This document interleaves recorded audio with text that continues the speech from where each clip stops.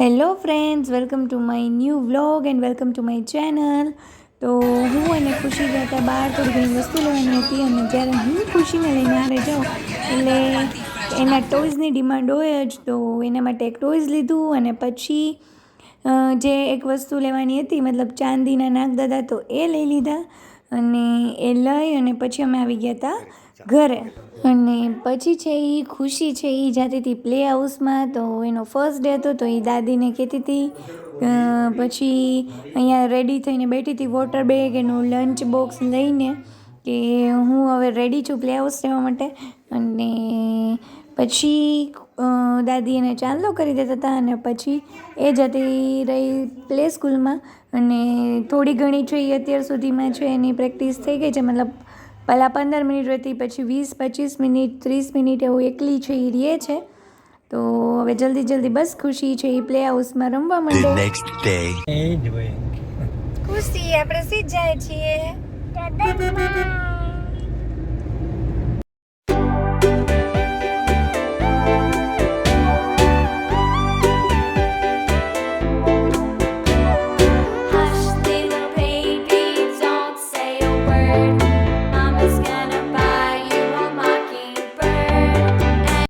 તો માંડવો રોપાતો હતો અને મંડપ રોપણમાં અમે પહોંચી ગયા હતા. બસ પછી આવી રીતે બધા બેઠા હતા. અને હું ને મારા માસી બેસી ગયા હતા. અને બીજા બધા પણ સગાવાલા બેસીને ગપ્પા મારતા હતા.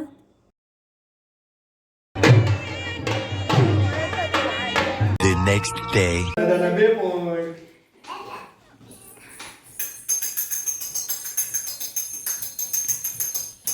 ધીમે ધીમે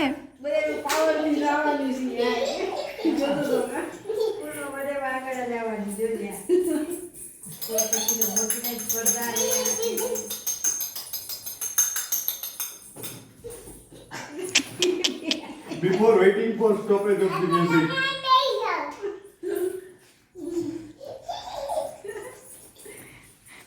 બે ના ફર્સ્ટ રેન્ક આવી ગયા કા.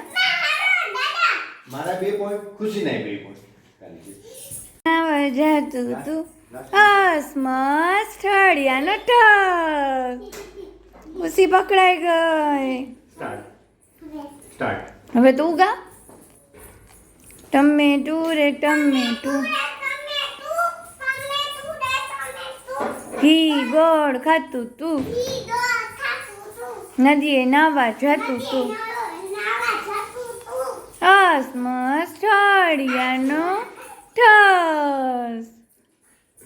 The next day. તો આજના દિવસે ફાઇનલી હતી અમારી 5th મેરેજ એનિવર્સરી. તો મનન લાવ્યા હતા ગિફ્ટ અને મને આપતા હતા. હાલે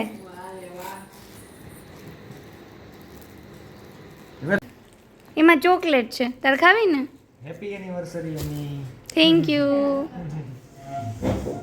શું કીધું પપ્પાએ ખુશી? તને એને તો ચોકલેટમાં રસ છે. એ આજે શું હતું કહેતો તું કે મને ખબર છે. હેપી ન્યૂ યર છે. ના હેપી ન્યૂ યર નથી. પપ્પા શું બોલ્યા? હેપી બર્થડે નથી. મેં તને શું કીધું? આજે મમ્મી ને પપ્પાના લગન છે. લગન થયા તા. કેટલા વર્ષ પહેલા? 2 વર્ષ. 2 નહીં, 5 વર્ષ. હા, કેટલા વર્ષ? 5. ખુશી ખોલ તો ખરી. ઈ cookies. Cookies.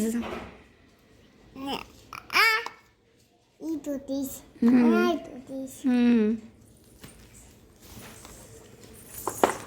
Later that night. સાંજે હતો જમવા જવાનો બહાર પ્રોગ્રામ, પણ પછી એ કેન્સલ થઈ ગયો. શું કામ થઈ ગયો એ તમે આગળ જોજો. પણ અત્યારે ફાઇનલી હું બનાવતી હતી પાઉંભાજી, કેમ કે પછી મોડું એવું નક્કી કર્યું કે હવે બહાર નથી જવું, ઘરે જ કંઈક બનાવીએ. તો ઝટપટ બની જાય એવું એક જ વસ્તુ મગજમાં આવી કે પાઉંભાજી. એટલે એ બનાવવાની સ્ટાર્ટ કરી દીધી. તો સૌથી પહેલાં મૂકી દીધું હતું તેલ, એમાં એડ કરી દીધો લીમડો. હવે હું વટાણા બાયફા વગરના જ પણ એમાં એડ કરી દઈશ, તો ફટાકડાની જેમ ફટાફટ ફૂટશે. તો સૌથી પહેલાં તો મેં એડ કર્યા હતા રાઈ, જીરું, હિંગ અને હળદર. અને હવે આ ફટાકડા ફૂટ્યા અને બધે તડતડાટી થઈ ગઈ. પણ વટાણા સરસ એકદમ થઈ ગયા હતા, મતલબ તળાઈ ગયા. પછી એમાં એડ કરી દીધી ડુંગળી અને થોડુંક નિમક અને પછી બીજો બધો મસાલો. અને બાજુમાં છે એ કોબી, ફ્લાવર અને રીંગણું અને બટેટું એટલા શાક છે એ બાફા મૂકી દીધા હતા. અને આમાં બીજો બધો મસાલો જેમ કે ધાણા જીરું, ચટણી અને ગરમ મસાલો એવું બધું કરી દીધું હતું એડ. અને એ બધું એડ થઈ ગયું પછી એકદમ સરસ ચડવા દીધું. એ ચડી ગયું પછી એમાં મેં ફાઇનલી છેલ્લે એડ કર્યા હતા ટમેટાં. હવે મને એવું લાગતું હતું કે ટમેટાં એ સરસ રીતે ચડી ગયા છે ધીમા ગેસ ઉપર, એટલે પછી એમાં એડ કરી દીધું લીંબુ. તો આ બધો મસાલો મિક્સ થઈ ગયો ત્યાં સુધીમાં શાક બફાઈ ગયું હતું. બસ હવે કુકરને ઠરવાની વાર હતી. કુકર ઠરી જાય એટલે બ્લેન્ડરથી ક્રશ કરી અને એ પણ આમાં એડ કરી દઉં તો થઈ જાય પાઉંભાજી તૈયાર. કુકર ઠરી ગયું એટલે પછી એમાં મને થોડુંક લાગતું હતું એક્સ્ટ્રા પાણી, તો એ મેં એડ કરી અને એમાં બ્લેન્ડર છે એ સરસ રીતે મિક્સ મતલબ ફેરવી નાખ્યું એટલે એકદમ એકરસ થઈ જાય શાકભાજી બધું. પણ શાકભાજી જેમ મેં કીધું એમ એટલી જ વસ્તુ મેં લીધી હતી અને પછી એ બધું સરસ રીતે એડ કરી દીધું. થોડુંક પાણી મને એવું લાગ્યું તો મેં એડ કર્યું. બસ પછી હલાવ્યું અને થોડુંક નિમક એવું મને લાગ્યું કે એડ કરવું પડશે તો નિમક એડ કરી દીધું અને ઉપરથી એડ કરી દીધી ધાણાભાજી. અને અત્યારે એટલી ફ્રેશ સરસની ધાણાભાજી આવે છે ને કે મને એમ થાય જ કે મતલબ બહુ બધી એડ કરવાનું મન થાય. તો ફાઇનલી તૈયાર થઈ ગઈ હતી ભાજી. પાઉંભાજી હારે જ બોલાઈ જાય પણ ખાલી ભાજી તૈયાર થઈ ગઈ હતી. પાઉં તો ઓલરેડી રેડી જ હોય. મને તમે 5 વર્ષનો એક્સપિરિયન્સ કેવો રહ્યો કયો છે? સહન શક્તિ ઘણી વધી ગઈ કે મેં એવું લાગ્યું સહન શક્તિ વધી ગઈ. એમ નહીં, મેં એવું લખ્યું કે જુનાગઢના રસ્તા જેવું, તો તમે એવું કહેતા હતા કે એવું ન લખાય.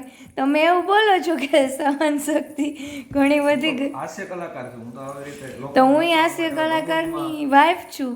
રમૂજમાં કહેતા હોય આપણે. તો હું રમૂજમાં જ 5 કહેતી. વર્ષમાં મારી સહન શક્તિ વધી ગઈ એની નોંધ લેજો ખાલી, બસ એટલું છે. તો તમારી વયથી તો મારી હશે જ ને ભેગા ભેગ. માય નીકળી ગયો હે મય તને ચોતી ગયો. હવે હું પણ આમ કેળવાઈ ગયો બરાબર આમ. ના ના કેળવાઈ ગયો. ના ના જરાય હજી મને નથી, પણ મને જતું કરતા આવડી ગયું. ઘણું બધું કેળવાય, ઘણું બધું શીખવાડી દીધું મને. ના ના આ તો હું મજાકમાં કહું છું. એમ નહીં, પણ મને હજી એમ હા, આ તો હાસ્યની વાત છે. બાકી ઘણું સરસ બહુ. ઈ તો હવે વાળું તો પડશે. આજે સવારથી મારો આ જ લુક છે, હજી આ જ છે. આજે હું કાંઈ રેડી થઈ નથી. બહાર જાઉં તું પણ એમાંય મેં ના પાડી. મંકી તારે ખુશી પાસે જવું છે. કેમ કે મને પ્રોબ્લેમ થઈ ગયો છે. મને નેસી શું કહેવાય એને એડીસીટી શું કહેते ઓલો જોક્સ કેવો મચ્છરા મરી જાય તો કે ડીડીટી. હા એવું થઈ ગયું. મારે બતાવવું પડશે ડૉક્ટરનું. 5-6 દિવસથી આ સખત એસિડિટી બહુ જ. ગેસ્ટ્રોએન્ટ્રોલોજિસ્ટ ના ના એવું બધું કંઈ નથી. ને બતાવો. MBBS આજે જ હું જવાની હતી કે મારા હારા પ્રસંગમાં, જેમ કે મારો બર્થડે હોય, આજે મારી એનિવર્સરી છે, તો ભલાણી સાહેબની મુલાકાત હું લેતી જ હોય ડૉક્ટરની. આજે મને એવું થયું હતું કે હું લઈ આવું, પણ પછી આળસ કરી ગઈ. તો જેમ તમે આગળ જોયું એમ આજે મેં ભાજી બનાવી. હવે ખબર નહીં કેવી બની હોય, જેવી બની હોય એવી મનન ખાઈ લેશે ને હું ખાઈ લઈશ. પણ યાર વ્લોગને કરી દઉં છું. આ હું મારી કુર્તી, મેં આજે આ કુર્તી પહેરી હતી, એમાં એક ફોટો પડાવ્યો નથી. તો ચાલો, મને તો પૂછો કે મારામાં કેટલી સહન શક્તિ આવી, કેટલી ધીરજ આવી, એવું મને તો કહો. વ્લોગને કરી દઉં છું એન્ડ. ચેનલને લાઈક કરજો, શેર કરજો અને ખુશી સબસ્ક્રાઈબ કરજો.